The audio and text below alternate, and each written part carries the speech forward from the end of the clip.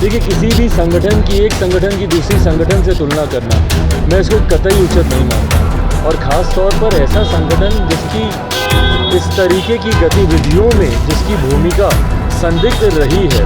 देखिए, आरएसएस की एक कार्यशैली को लेकर संभवतः कुछ लोग अपना विरोध दर्ज करा सकते हैं, पर इस तरीके से तुलना करना उचित नहीं है। कल एनडीए के बैठक में शामिल हुए हैं, क्या बीजेपी के साथ सब कुछ पहले जैसा अरे भाई, चर्चा चल रही है? कल वहाँ पे भी बैठक के बाद भी मैंने इस बात को बोला कि मेरा समर्थन, मेरा उस बैठक में जाना सिर्फ़ और सिर्फ उस उद्देश्य को समर्थन देना था, राष्ट्रपति पद के लिए जिस तरीके से एक आदिवासी समाज से आने वाली महिला को एनडीए की तरफ से प्रत्याशी बनाया गया। लोक जनशक्ति पार्टी रामविलास ने हमेशा से अनुसूचित जाति, जनजाति, पिछड़ा वर्ग, अल्पसंख्यक समाज से आने वाले लोगों को मुख्य धारा के साथ जोड़ने का काम किया।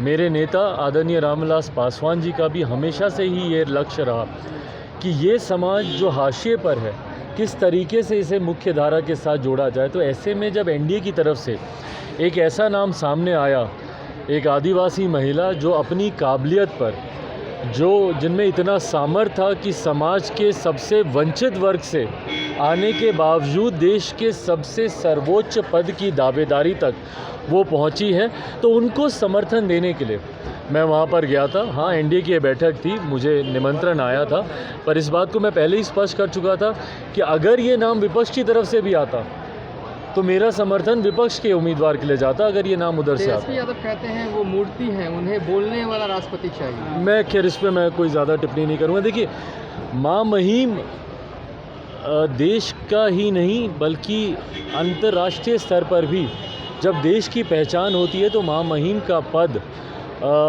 दलगत राजनीति से उठकर देखे जाने की ज़रूरत है। ऐसे में इस पद पर जो व्यक्ति इस पद को सुशोभित करता है, सिर्फ उसी के लिए ही नहीं, जो व्यक्ति इस पद की दावेदारी तक भी पहुंचता है, मुझे लगता है वो भी काबिले तारीफ़ है। और ऐसे दावेदारों को लेकर किसी भी तरीके की व्यक्तिगत टिप्पणी करना मेरे हिसाब से ये उचित नहीं है। सवाल है कि बिहार के मंत्री हैं प्रमोद कुमार, उन्होंने तुलना की है राबड़ी देवी और द्रौपदी मुर्मू से। उन्होंने कहा है कि राबड़ी देवी से काफ़ी अच्छी महिला है। गलत है इस तरीके की भाई तुलना करने का क्या उद्देश्य है? क्यों?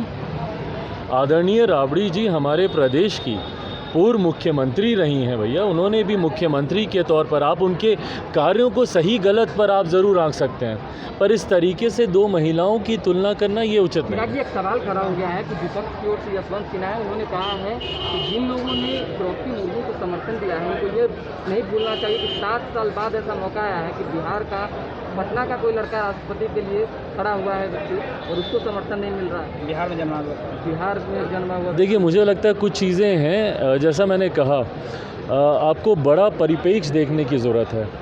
देश में एक बड़ी आबादी है जो कि अनुसूचित जनजाति से आती है। अगर आंकड़े सही हैं तो मुझे लगता है 10-12 करोड़ के आसपास की ये आबादी है जो आज भी हाशिए पर है।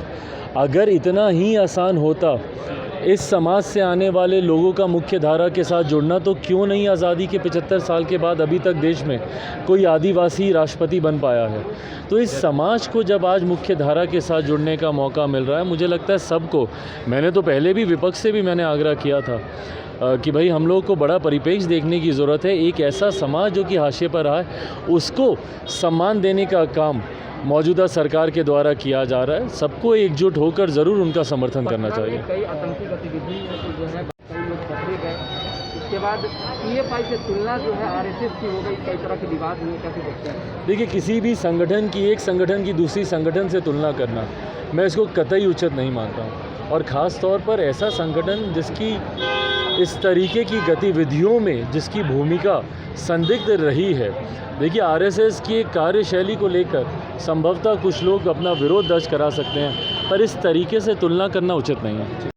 लोक जनशक्ति पार्टी रामविलास के राष्ट्रीय अध्यक्ष चिराग पासवान कल एनडीए की बैठक समाप्त करने के बाद पटना लौटे हैं और पटना लौटते ही जब हमने सवाल किया कि क्या चिराग पासवान की घर वापसी हो गई है, तो उन्होंने कहा कि जिस तरीके से आदिवासी समाज से द्रौपदी मुर्मू को समर्थन हमने दिया है, हम दलितों वंचितों को हमेशा समर्थन करते हैं, ऐसा बिल्कुल भी नहीं है। ये आने वाले वक्त में बताए जाएंगे। सुनिए क्या कुछ कह रहे हैं चिराग पासवान और आप जुड़े रहिए NBC 24 के साथ में। धन्यवाद।